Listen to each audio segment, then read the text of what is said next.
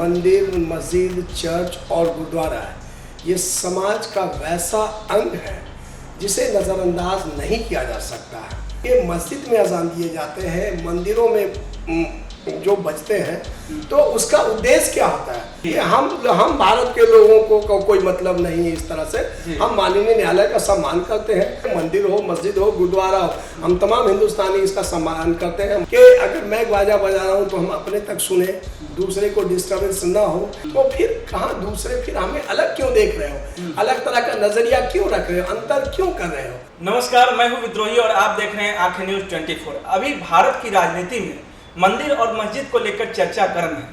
आप बात करें कि अजान जब एक तरफ पढ़ा जाता है तो दूसरी तरफ कुछ लोग हनुमान चालीसा माइक पर लगाकर पढ़ने के लिए बैठ जाते हैं। इसके बीच जो समाज के जरूरी मुद्दे हैं कहीं ना कहीं पीछे छूट जाते हैं। इन्हीं विषयों पर बातचीत करने के लिए हमारे साथ सोशल एक्टिविस्ट मोहम्मद रियाजुद्दीन जी बैठे हैं, जो public views and voices forum भी चलाते हैं, उसके अध्यक्ष हैं। आइए इनसे चर्चा करते हैं कि इन सब घटनाओं के पीछे की क्या वजह है और आखिर में इन चर्चाओं के बीच जो हमारे जरूरी मुद्दे हैं कहाँ छूट जाते हैं और लोगों की इसके पीछे राजनीतिकों की हमारे कहीं कोई साजिश तो नहीं है। इस पर पूरी विस्तार से चर्चा करेंगे एक्सपर्ट मोहम्मद रियाजुद्दीन जी के साथ। सबसे पहला सवाल, अभी भारत में आप देख रहे होंगे कि मंदिर और मस्जिद का मुद्दा गर्म है। लोग जहाँ एक तरफ अजान जो पहले से चला आ रहा था कि 5 टाइम पढ़ा जाता था माइक से, वहीं दूसरी तरफ लोग अब हनुमान चालीसा भी पढ़ने लगे हैं। सवाल उठ रहा है कि माइक से अजान की शुरुआत क्यों? देखिए, मंदिर हो, मस्जिद हो, गुरुद्वारा हो, सभी जगहों पे माइक से आवाज़ें दी जाती हैं क्योंकि बहुत बड़े भीड़ को, बहुत बड़े समूह को संबोधित करना पड़ता है जी। लेकिन सवाल है कि इन नोबेल काउज पर सवाल क्यों उठाया जा रहा है। आपको ये जानना होगा कि मंदिर, मस्जिद, चर्च और गुरुद्वारा ये समाज का वैसा अंग है जिसे नज़रअंदाज नहीं किया जा सकता है। जी। हम कोई भी धर्म हमें इंसानियत के राह पे चलना सिखाता है और हम उस पर चलने के लिए हम भगवान को, खुदा को, वाहेगुरु हैं या भी ईसाइयों के जो ईसा मसीह हैं, इन लोगों ने हमें नसीहत देते हैं कि दुनिया में इंसान आया है तो उसे कैसे चलना है, किस तरह से चलना है। तो ये उपदेश ये लोग देते हैं। तो ये बहुत बड़ा नोबेल काउज है।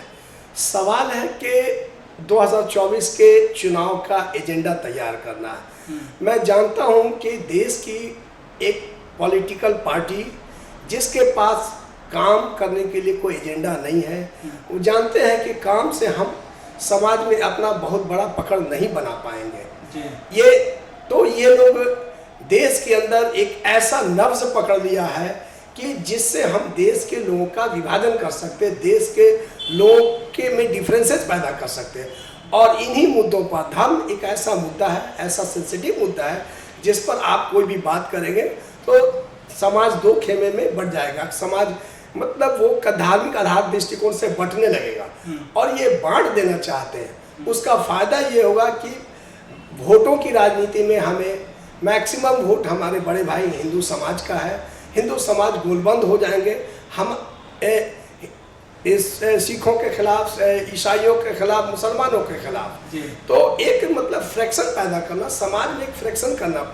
आप ये बताइए कि मस्जिद में अजान दिए जाते हैं, मंदिरों में जो बजते हैं, तो उसका उद्देश्य क्या होता है? उद्देश्य ये होता है कि हम अपने धर्म के माध्यम से लोगों को आदमी बने रहने की नसीहत देते हैं, अच्छे कामों की सलाह देते हैं। सुबह में अजान पड़ता है, अजान को टारगेट किया जा रहा है। अगर मैं जानता हूँ, अगर आपको किसी वॉल्यूम से किसी नॉइस पॉल्यूशन हो रहा है तो आपको ये कहना होगा कि आप कोई भी हो, मंदिर, मस्जिद, गुरुद्वारा या फिर जो भी शादी विवाह, अन्य कोई भी काम सड़कों पर जो आप करते हैं, उसका मैक्सिमम वॉल्यूम इतना होगा।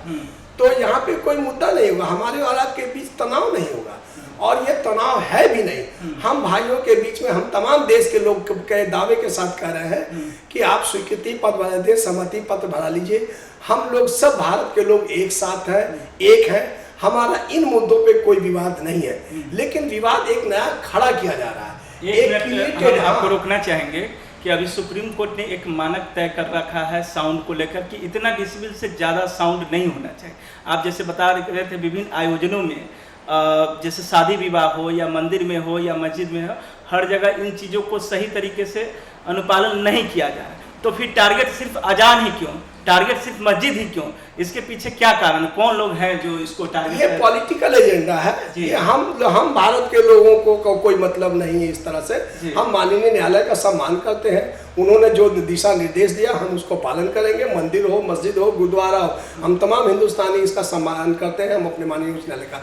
लेकिन राजनीति ना हो, इस पे बवेला ना खड़ा हो, हमारे बीच में डिफरेंसेस ना किया जाए, ये बड़ा सवाल है। आज हम देख रहे हैं कि जब हम ये कहते हैं कि अजान दी जाती है या मंदिर में पूजा पाठ होती है, औरतें जाती हैं, बच्चे जाते हैं, सारे लोग जाते हैं, बहुत श्रद्धा पूर्वक भगवान को याद करते, दिल से याद करते हैं। और दिल से याद करते हैं तो उस वक्त ये सोच रहता है कि हम कोई ऐसी हरकत ना करें, समाज में कोई गंदगी ना करें जिससे भगवान हमको देख रहा है। ये मतलब एक बचाव पक्ष है।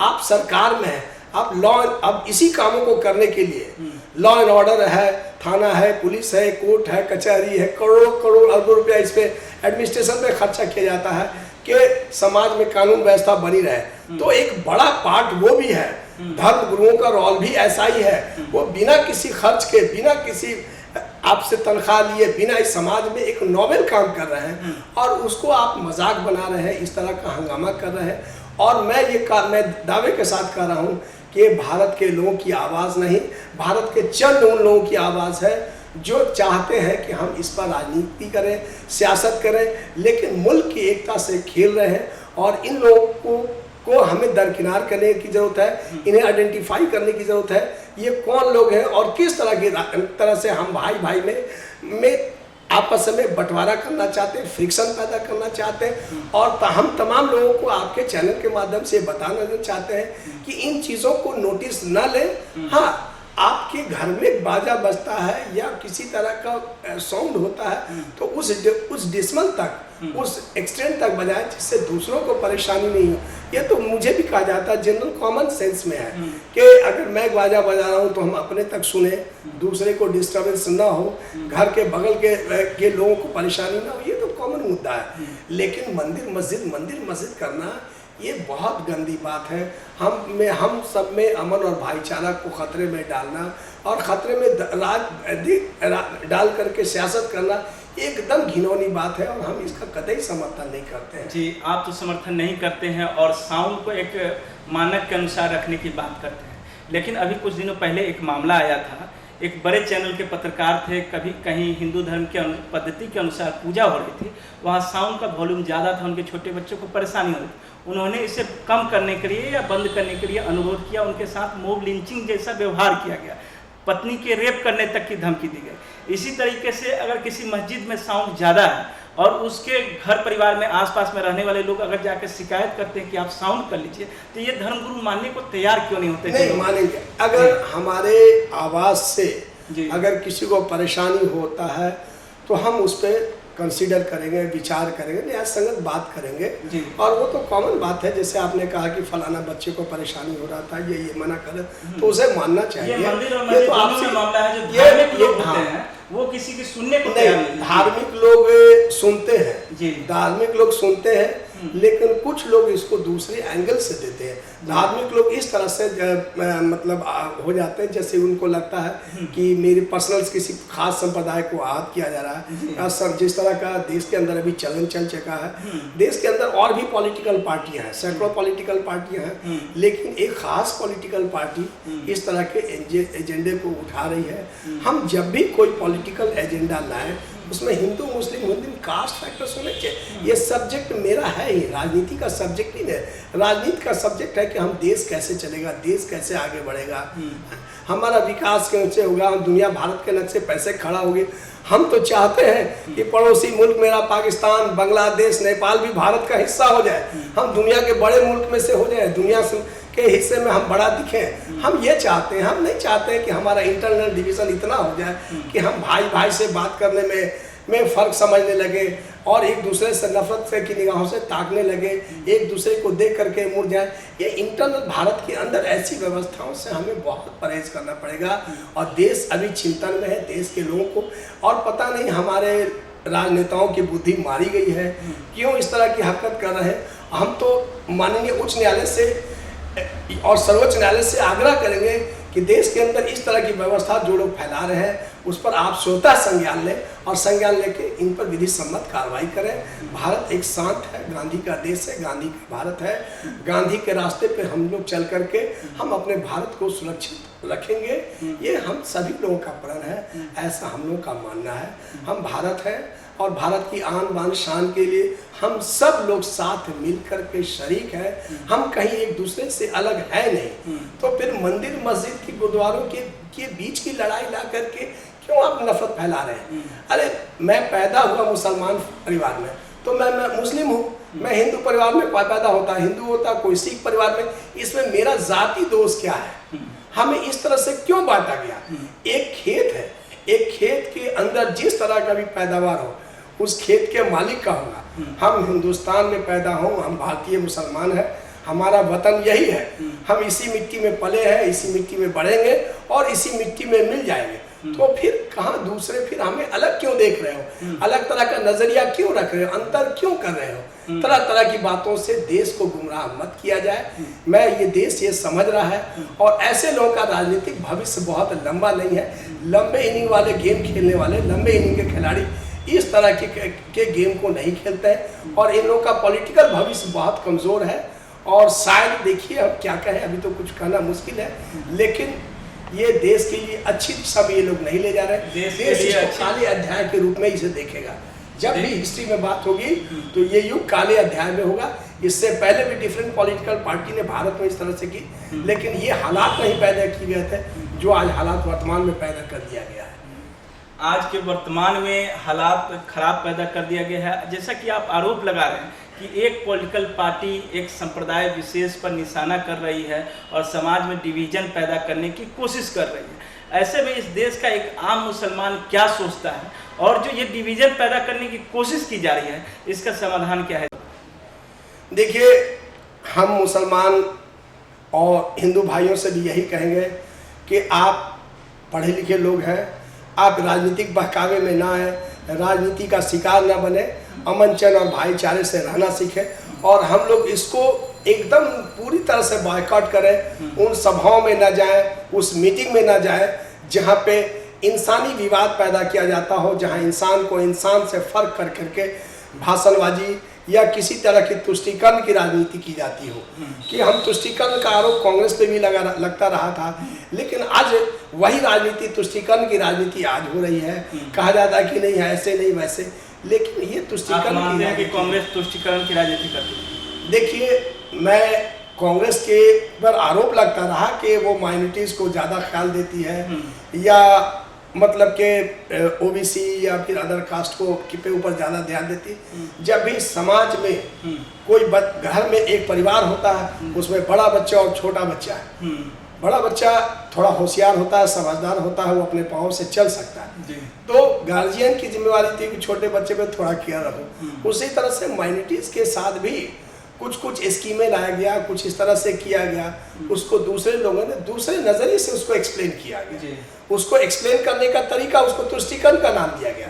विकास, हम सर्वसम्मत विकास ना होना चाहिए, सभी का विकास होना चाहिए। किसी पर्टिकुलर, हम तो भारत का विकास ना चाहते हैं, भारत का संपूर्ण विकास चाहते हैं और उसमें हम न जात मजहब धर्म के आधार पर विकास नहीं चाहते हैं। और हमें ऐसी अपेक्षा भी नहीं कि हमें कुछ विशेष दर्जा दिया जाए, विशेष तरह से किया जाए। लेकिन पूजा पाठ की पद्धति सबका अपना अपना व्यक्तिगत है और इसको द्वेष की भावना से ना देखें। हर आदमी को कहते हैं ना कि हम लोग ये कहते हैं कि मत पूछ मेरा मजहब क्या है, इंसानियत मेरा मजहब है और वतन हमारा हिंदुस्तान है। तो राष्ट्र धर्म में होता है कि हम हिंदुस्तानी हैं, सबसे पहले हम हिंदुस्तानी हैं और हिंदुस्तानी होने के नाते, हम इस देश के नागरिक होने के नाते हमारा जो फर्ज है हम उसको करें। राष्ट्र धर्म निभाने वाले हमारे जो राजनेता हैं उनको राष्ट्र धर्म निभाना है, देश के तमाम नागरिकों के प्रति अपनी जिम्मेदारी तय करनी है। लेकिन आज इन जिम्मेदारियों को तय नहीं कर रहे हैं, आप इधर उधर बेबुनियादी बकवास में अपना समय बर्बाद कर रहे हैं। भारत को ले जाने की अपेक्षा कहाँ थी। और आज कुछ लोग कह देते हैं कि हम विश्व गुरु हो गए तो वो हो गए। अरे दुनिया के नक्शे पे अपने को देखिए कि आप कहाँ, दुनिया के नक्शे पे कहाँ। चंद वर्षों से तो भारत के इंटरनल डिफरेंस है, इंटरनल तनाव ऐसा रहा कि कोई मजबूत एजेंडे पर काम नहीं हुआ। आपने जिस एजेंडे को लाया सब फ्लॉप रहा, एकदम धरातल पे लाइए। आज हमारे नोट का, रुपये का वैल्यू कहाँ चला गया, देश की अर्थव्यवस्था कहाँ चली गई, बेरोजगारी के चरम सीमा पे बढ़ गया है, कल कारखाने बंद हो गए हैं और हमको जो काम का वाजिब दाम भी नहीं मिल रहा है। तरह तरह की परिस्थिति, हम लोगों में एक त्रासदी वाली स्थिति है। पूरा भारत एक त्रासदी झेल रहा और इस त्रासदी से निकलना है, निकलने की उपाय ढूंढना है। और इस उपाय में अगर हम ये उपाय अगर हम इस तरह के विवादों में फंसे रहेंगे तो इस त्रासदी से हम नहीं निकल सकते और भारत पीछे की ओर जा रहा है। नहीं निकल सकते हैं इस तरह के त्रासदी से। मोहम्मद अली याजुद्दीन जी बताते हैं कि जो राजनीतिक हैं उनका कार्य राजधर्म को निभाना है। धार्मिक मामलों का जो मुद्दा है धर्मगुरुओं पर छोड़ देना चाहिए और निश्चित रूप से आवाज़ की जो मानक सुप्रीम कोर्ट के द्वारा तय की गई है उसका अनुपालन किया जाना चाहिए, चाहे वो किसी भी आयोजन में हो, धार्मिक आयोजन में हो, व्यक्तिगत आयोजन में हो। ऐसा कोई काम नहीं करना चाहिए जिससे समाज को पीड़ा पहुँचे, समाज के लोगों को तकलीफ हो, क्योंकि किसी भी तरह का कार्यक्रम समाज के लिए किया जाता है। इसी तरह की चर्चाओं को देखने के लिए जुड़े रहें आंखें न्यूज़ 24 के साथ। धन्यवाद। अगर आपने अभी तक हमारे चैनल को सब्सक्राइब नहीं किया है तो हमारे चैनल को जल्द से जल्द सब्सक्राइब करें, लाइक करें, शेयर करें और कमेंट करें। क्या आप पत्रकारिता के क्षेत्र में अपना कैरियर बनाना चाहते हैं? तो आज ही royal Ashoka institute of mass communication and journalism में अपनी जगह सुनिश्चित करें। आर्यभट्ट ज्ञान विश्वविद्यालय पटना से मान्यता प्राप्त 100% प्लेसमेंट के साथ royal Ashoka institute of mass communication and journalism नामांकन जारी है। हमारा पता है DS/16 गायत्री मंदिर के समीप, कंकड़ बाग, पटना 8,20,000। आप हमें संपर्क भी कर सकते हैं। हमारा मोबाइल नंबर है 9955456126।